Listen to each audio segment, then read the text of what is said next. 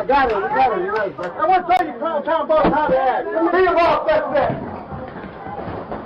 We don't let this shit on.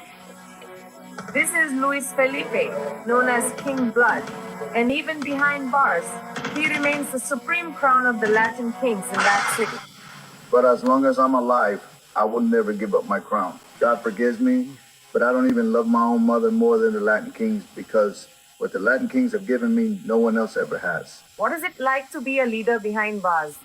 For many of them, I am absolutely everything to them. Their entire world. Investigates is looking at the man who allegedly runs the Latin Kings gang on the East Coast, and he has ties to the Italian mob. He was the original Latin Kings. He is the man. Lord Gino is, we consider him as a Corona. Chicago authorities have struggled for years to stamp out Lord Gino and the Latin Kings. The almighty Latin King and Queen Nation, better known as the Latin Kings, is one of the largest and most structured Hispanic street gangs in the United States. Founded in Chicago in 1954, the gang built a complex internal hierarchy, complete with titles like Inca for regional leaders and Corona for the nationwide boss, all guided by a written constitution.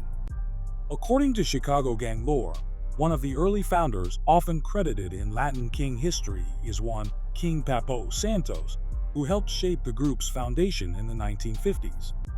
Over the decades, the Latin Kings have grown from a local neighborhood crew into a national criminal organization. Along the way, several notorious leaders have risen through the ranks, some wielding immense power and influence over drug networks, violent operations, and organizational strategy. Below, we explore 6 of the most infamous Latin King leaders and examine their rise, their roles, and the lasting impact they left on the gang's legacy. Yo, X, got some bad news. Kato's dead, man. What? Yeah, Kato's dead, man. You can't be serious, man. Rudy Kato Rangel Jr. was a prominent Latin Kings leader based on Chicago's West Side, known as much for his criminal reputation as his flashy lifestyle. Raised in gang-heavy neighborhoods like Little Village and Garfield Park, Rangel began his criminal path early arrested for drug possession at 17 and later convicted of attempted deletion and other violent felonies. He served about 7 years in prison during the 1990s. By the early 2000s, Kato had become a key figure in the Chicago Latin Kings. Prosecutors described him as deeply involved in armed robberies and drug trafficking, while his image, flashy jewelry, designer clothes, and ties to rap artists added to his legend on the streets. But Kato's rise ended violently. In June 2003, while sitting in a West Side barbershop chair, he was ambushed and shot to death from behind.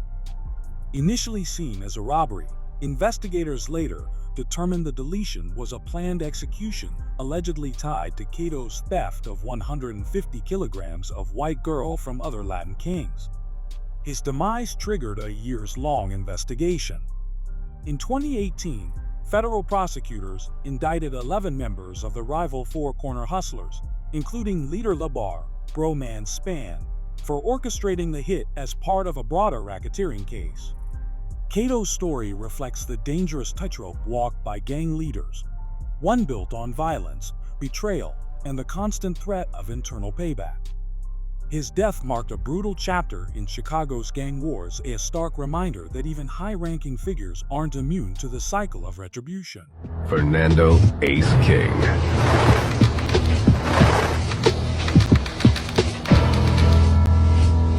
He is feared amongst the kings. He is a very violent individual.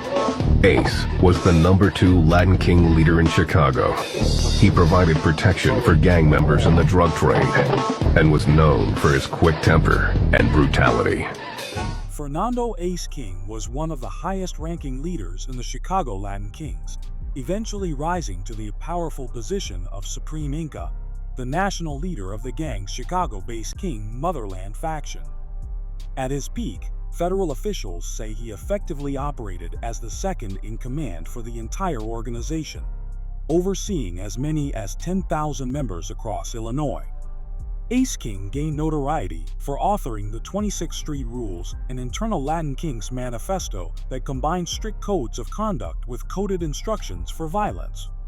While it publicly banned actions like harming innocent bystanders or using hard drugs, the document also secretly laid out tactics for carrying out shootings, enforcing extortion, and maintaining dominance in Chicago's neighborhoods. Under his rule, the Latin Kings became increasingly militant. Federal prosecutors alleged that King orchestrated deletion plots, directed drug trafficking operations, and enforced loyalty through fear. Gang members committed acts of violence on his orders, including shootings and brutal assaults used to secure the gang's territory and silence rivals. Between 2006 and 2008, a federal crackdown led to Ace King's arrest. In 2008, he pleaded guilty to racketeering and extortion charges, and in 2011, he was sentenced to 40 years in federal prison, the maximum sentence permitted. Prosecutors emphasized that his leadership style was both strategic and ruthless, describing how he encouraged widespread criminal activity while cloaking his commands in coded language. In the end, Ace King left a deep imprint on the Latin Kings, a leader who blended discipline with bloodshed, and whose written rules served as a guidebook for organized violence in the streets of Chicago. The more they investigated, the more police suspected there was one mastermind behind the carnage. A man named Luis Felipe, aka King Blood. Felipe was a career criminal who had joined the Latin Kings over a decade earlier in Chicago. Felipe decided to unify his Latino brothers. On January 20th, 1986, he created the New York chapter of the Latin Kings. King Blood adopted the Chicago chapter's 5-point crown, which symbolized the nation and represented the 5 main principles of Kingism: respect, honesty, unity, knowledge, and love. If you broke one of the principles, you broke them all. From his prison cell in upstate New York, King Blood ran the gang with an iron fist. He had the respect of inmates and guards alike. The man was untouchable.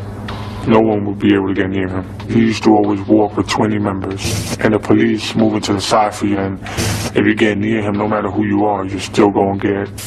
Luis King Blood Felipe was the founder and original leader of the Latin Kings New York faction, known as the Bloodline. A Cuban immigrant, Felipe began building the gang in 1986 while incarcerated in New York, organizing Caribbean Hispanic inmates into a powerful prison-based chapter. From behind bars, he led the Bloodline's expansion, communicating with members on the outside through handwritten letters that contained orders, rules, and violent directives. Felipe's leadership was defined by brutality. Court documents reveal he ordered multiple deletions, including torture killings of his own members to maintain control and eliminate threats. In 1996, he was convicted on 68 federal racketeering charges, including deletion and conspiracy, and sentenced to life in prison plus 45 years. Considered a high-risk inmate, Felipe was placed in the nation's most secure federal prison, the ADX Supermax in Colorado, under near-total isolation. Felipe's legacy remains dark. He built a violent empire from behind bars and became one of the most feared and tightly restricted gang leaders in U.S. history. Michael Cacciatelli is the 40-year-old Italian man who's in charge of the almighty Latin Kings and Queen Nation. Known as King Merlin and based in Springfield, authorities say he's the supreme East Coast regional overseer of the Latin Kings, reigning over 14 states from Massachusetts to Florida. Cacciatelli has blood ties to the Italian mob, the Genovese crime family based in New York that also operates in Springfield. Among the many charges Cacciatelli is facing, he's accused of trying to kill 2 fellow gang members in bad standing who disrespected his leadership. The former East Coast leader of the Latin Kings gang pleaded guilty today to racketeering and drug charges. Michael Cacciatelli of Springfield, also known as King Merlin, led the Latin Kings operation in the East. Michael Cacciatelli, better known on the streets as King Merlin, rose to become one of the most powerful Latin Kings leaders outside of Chicago. Based in Springfield, Massachusetts, Cacciatelli wasn't just a local shot caller, he was the supreme East Coast regional overseer, effectively the corona of the Eastern region. From Massachusetts to Florida, his word was law. But Ciccatelli was no typical Latin king. Of Italian descent, he stood out in a predominantly Hispanic organization. Prosecutors revealed that he even had ties to the Genovese crime family, blending street gang tactics with old-school mafia discipline. Under his leadership, the East Coast faction of the Latin Kings was reshaped into a more organized, centralized criminal enterprise, one that mirrored the gang's Chicago roots but operated like a corporation. Ciccatelli's model of leadership quickly became the standard. Federal authorities credited him with professionalizing the East Coast structure, setting up regional protocols, and tightening the gang's chain of command. He wasn't just a figurehead, he was the architect of an expansion plan that aimed to turn the Latin Kings into a coast-to-coast operation. But power, especially in the gang world, comes with enemies. In 2018, court documents revealed that Ciccatelli plotted the deletions of 2 Latin King members who dared to call him a snitch. His leadership style was brutal and unforgiving. Internal discipline was enforced with violence, and betrayal meant death. The feds had been watching. After years of surveillance, undercover work, and wiretaps, authorities launched a massive takedown in December 2019. More than 60 Latin Kings members across the East Coast were indicted in what was one of the largest gang sweeps in regional history. At the top of that list, Michael King Merlin Ciccatelli. In April 2021, facing overwhelming evidence, Ciccatelli pled guilty to federal RICO charges, admitting to running a multi-state criminal enterprise fueled by drug trafficking, violent assaults, and conspiracy to commit murder. His downfall sent shockwaves through the Latin Kings' East Coast structure. With their top boss removed, the chain of command fractured, and federal pressure only intensified. Ciccatelli's arrest and conviction marked a turning point in the gang's expansion efforts outside Chicago, showing that even the most calculated and unconventional leaders weren't immune to federal takedown.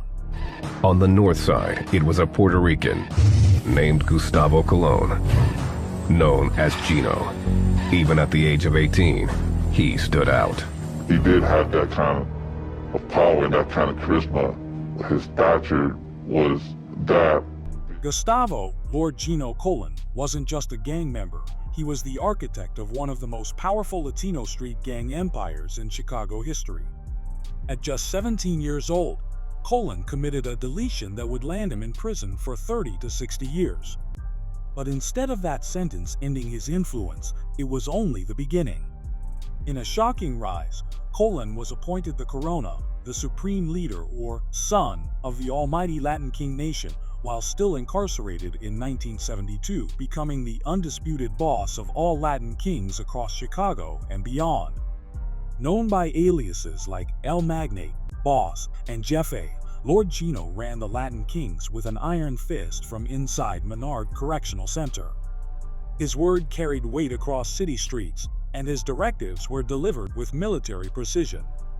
Between 1995 and 1997, federal prosecutors documented how Colon orchestrated a wide-reaching drug trafficking operation, commanding lieutenants and enforcers through daily phone calls and prison visits.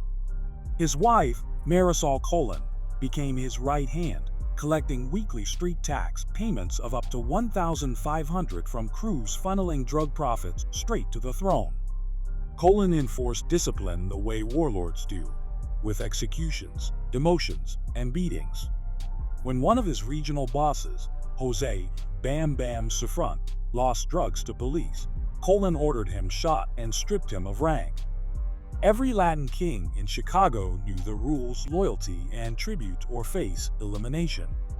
Court records later connected him to the sale of 50 to 150 kilograms of white girls in just 2 years and showed how he managed every aspect of gang life behind bars, from collecting extortion money to green-lighting hits. By 1997, the feds had had enough. Colon and 13 top associates were indicted under RICO statutes and the federal drug kingpin law. In 1998, jurors heard hours of taped conversations and testimony from former gang members. It was clear Colon had not just participated in gang activity, he led a criminal empire. In 2000, He was sentenced to life in federal prison, the harshest sentence ever handed to a Latin Kings leader. His co-defendants received decades-long sentences, including Marisol, who got 10 years. Over the years, Colin tried to challenge his sentence, even citing COVID-19 health risks in 2020 and filing for sentence reduction under the First Step Act in 2024. But the courts rejected him every time, citing his leadership role and the gravity of his crimes. Today, Colin remains behind bars, a living legend among the Latin Kings and a cautionary symbol of how prison walls don't always stop power from flowing. Agustin "Big Tino" Zambrano was the top boss of the Latin Kings in Chicago during the late 2000s, holding the title of Nationwide Corona, the gang's highest rank.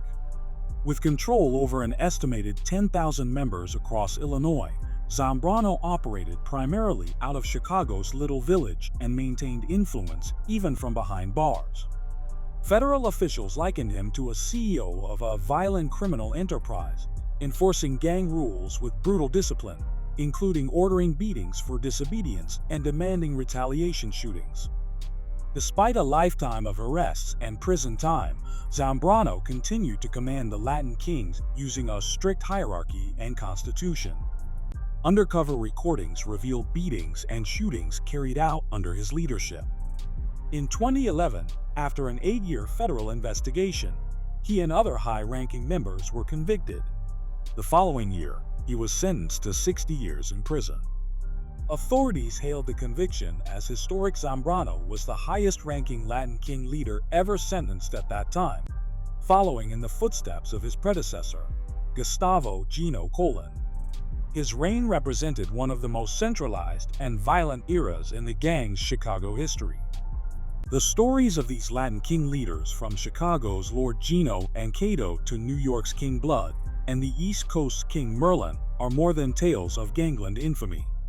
They are stark case studies in how power is built, enforced, and eventually undone by the very violence that sustains it. Each of these men rose through the Latin King's rigid hierarchy by blending charisma with cruelty, strategy with savagery. They commanded loyalty through fear, structured their empires with military discipline, and turned neighborhoods into war zones. Some led from the streets, others from prison cells, yet all left trails of destruction that drew the eyes of federal investigators and ultimately sealed their fate. From the handwritten rules of Ace King to the prison-based drug empire of Lord Gino, these leaders transformed the Latin Kings into a national force. But with that power came a deadly cost. Betrayals, indictments, deletion plots, and life sentences became the final chapters in their rise. None escaped. Some died in gunfire. Others vanished behind concrete and steel for life.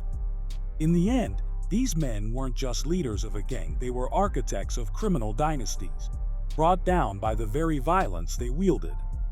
Their legacies remain warnings that in the world of organized street crime, the throne is never safe and the crown always comes with blood.